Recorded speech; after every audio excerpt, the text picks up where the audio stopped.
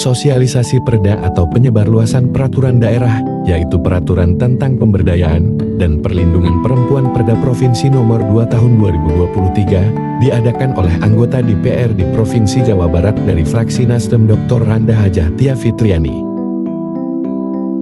Kegiatan tersebut berlangsung di Kampung Pasir Gede, RT 03 RW 13 Desa Sindang Panun Kecamatan Banjaran, Kabupaten Bandung, Rabu 31 Juli 2024.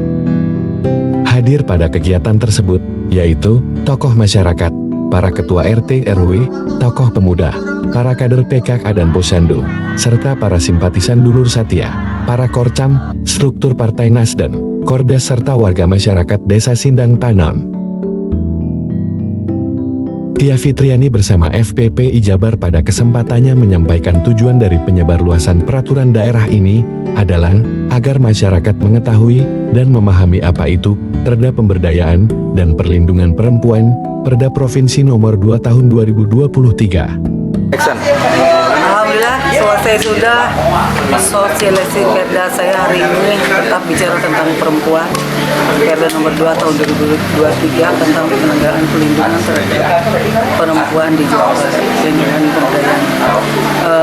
Memang bicara tentang perempuan tidak ada selesainya, tapi alhamdulillah tadi di hari ini ada semangat baru bahwa ketika perempuan-perempuan siap diberdayakan, ketika perempuan-perempuan semakin peduli dengan lingkungannya, terutama menjaga diri sendiri dan keluarganya, insya Allah akan terbenteng.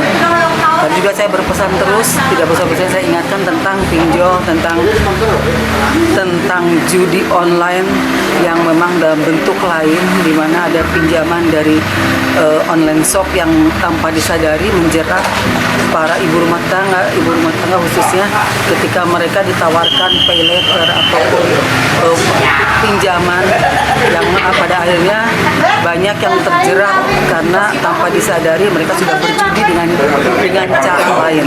Itu yang selalu saya ingatkan di dalam setiap pertemuan.